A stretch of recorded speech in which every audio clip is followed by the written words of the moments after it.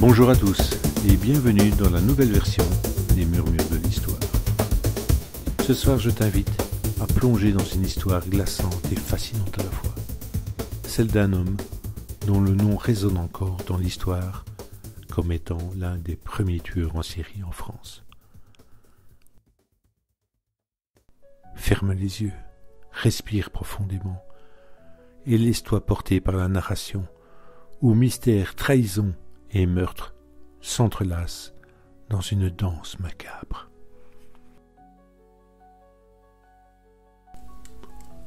Nous sommes le 20 mars 1915, une période où la France est secouée par la Première Guerre mondiale. Des milliers de familles sont dévastées, des femmes se retrouvent seules, veuves ou sans nouvelles de leur mari, perdues dans le chaos du front. Il fait légèrement frais dans les rues de Gambais, mais c'est normal pour la saison.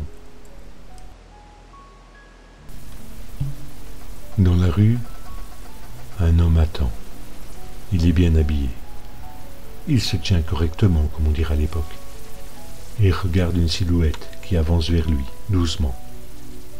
Cette silhouette, c'est celle d'une femme.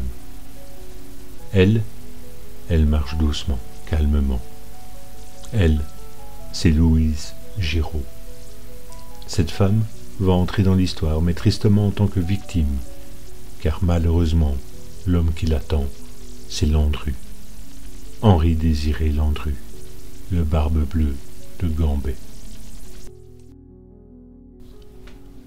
Henri-Désiré Landru. Il est né à Paris le 12 avril 1969. Adulte, il est un homme qui semble tout à fait ordinaire à première vue. Rien ne le distingue vraiment des autres hommes, si ce n'est peut-être une certaine finesse dans l'art de manier les mots. Il a une capacité troublante à manipuler autrui. Au départ, il se livre à des petites escroqueries, mais son ambition le pousse à viser plus haut, beaucoup plus haut.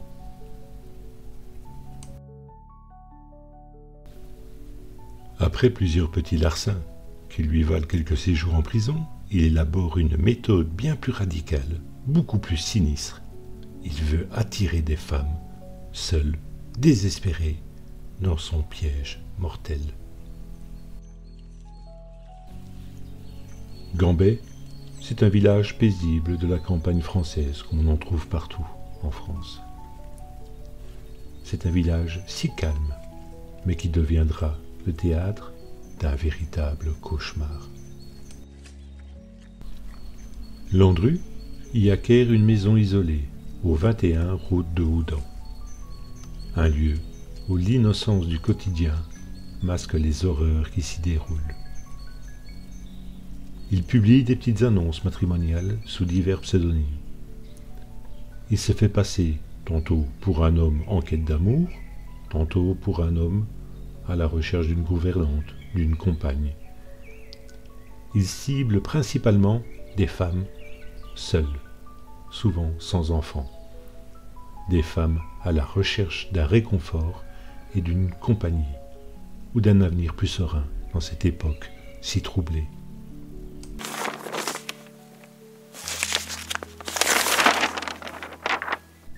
Monsieur, sérieux, ayant petit capital, désire épouser veuve ou femme incomprise, entre 35 et 45 ans, bien sous tout rapport, situation en rapport.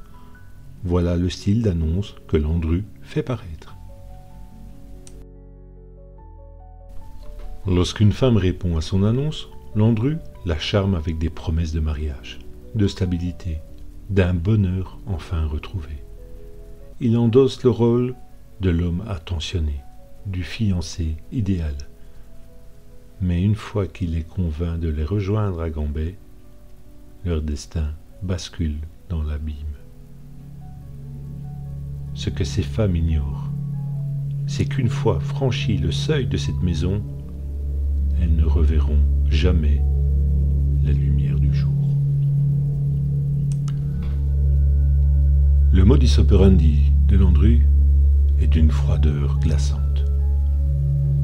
Dès l'arrivée de la femme à Gambais, son sort est scellé.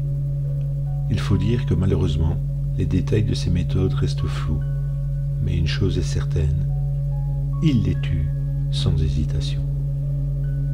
Les corps sont ensuite réduits en cendres, brûlés dans un poêle de cette maison où l'odeur de la viande grillée parvient à tromper les voisins qui s'interrogent quand même, mais sans jamais deviner l'horreur qui s'y cache. Landru, habile manipulateur, s'empare des biens de ses victimes, argent, bijoux, tout ce qui peut lui être utile. Il s'arrange pour effacer toute trace de leur existence, écrivant à leur famille pour leur annoncer qu'elles sont parties en voyage ou qu'elles ont trouvé un nouvel amour. Grâce à ces stratagèmes, il parvient à faire disparaître au moins 10 femmes et un jeune garçon.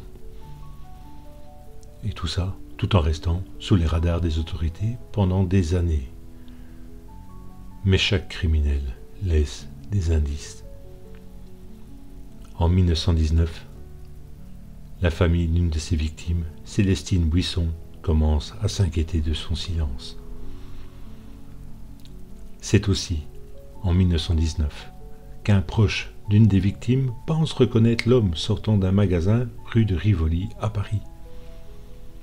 Les inspecteurs se rendent alors immédiatement sur place et obtiennent l'identité et l'adresse d'un certain monsieur Guillet. Le 12 avril 1919, les enquêteurs passent les bracelets à un Landru fou de rage sous les yeux de sa maîtresse de l'époque, Fernande Segret. Les recherches s'intensifient et la police finit par s'intéresser à Landru. Ce dernier qui jongle avec de multiples identités et une longue liste de femmes escroquées est surveillé étroitement. Les enquêteurs découvrent que plusieurs femmes avec lesquelles il a été en contact ont disparu sans aucune explication. Une perquisition dans sa maison de Gambais révèle des preuves accablantes, les restes des cendres, des ossements calcinés dans le poêle. Les enquêteurs mettent la main sur des carnets personnels de Landru, dans lesquels ils trouvent une liste de noms tous associés à des femmes disparues. Au total, il est soupçonné d'avoir tué au moins 11 femmes entre 1914 et 1919. Le procès Landru devient un événement médiatique retentissant. En novembre 1921, Henri-Désiré Landru se retrouve devant le tribunal de Versailles. Son procès attire l'attention d'un public avide de sensations fortes, des spectateurs fascinés par cet homme qui semble si banal, ils sont captivés par son impertinence. Landru, imperturbable, continue de nier les accusations, jouant avec la justice comme un chat avec une souris. Il répond aux questions de manière évasive, presque amusé par la situation. Imagine cette salle d'audience bondée, d'un public suspendu à ses mots. La défense de Landru tente de le sauver, mais les preuves sont accablantes. Les témoignages, les ossements retrouvés et les carnets répertoriant ses crimes laissent peu de place au doute. Après 2 semaines de procès, le verdict tombe. Landru est condamné à mort pour le meurtre d'au moins 11 personnes. Le 25 février 1922, à l'aube, Henri-Désiré Landru est guillotiné à la prison de Versailles. Jusqu'à son dernier souffle, il refuse de reconnaître ses crimes, emportant avec lui une part du mystère sur les détails de ces horribles assassinats. Il dira à son avocat, qui, au pied de l'échafaud, lui demande si finalement il avouait avoir assassiné ces femmes, Landru répondit « Cela, maître, c'est mon petit bagage ». Pourtant, l'écho de son histoire ne s'éteint pas. Son nom demeure gravé dans les annales du crime, car au-delà de la monstruosité de ses actes, il incarne un visage d'un criminel rusé, un maître de la manipulation, capable d'exploiter la détresse des autres tout en conservant une apparence de respectabilité. Henri-Désiré Landru est devenu une figure presque mythique du tueur en série avant l'heure. Un barbe-bleue moderne, fascinant et terrifiant à la fois. Et toi, cher auditeur, que penses-tu de cette histoire ? Peut-être es-tu frappé par la manière dont Landru a su échapper à la justice pendant tant d'années, grâce à son intelligence et à son talent. Il a réussi à tromper tout le monde. Ou peut-être t'es juste troublé par la facilité avec laquelle il a profité de la vulnérabilité de ces femmes, dans un contexte de guerre et de solitude, n'oublions pas. Son récit nous rappelle que les apparences peuvent être trompeuses, et que certains criminels, tels des loups déguisés en agneaux, savent si bien dissimuler derrière un masque d'honorabilité.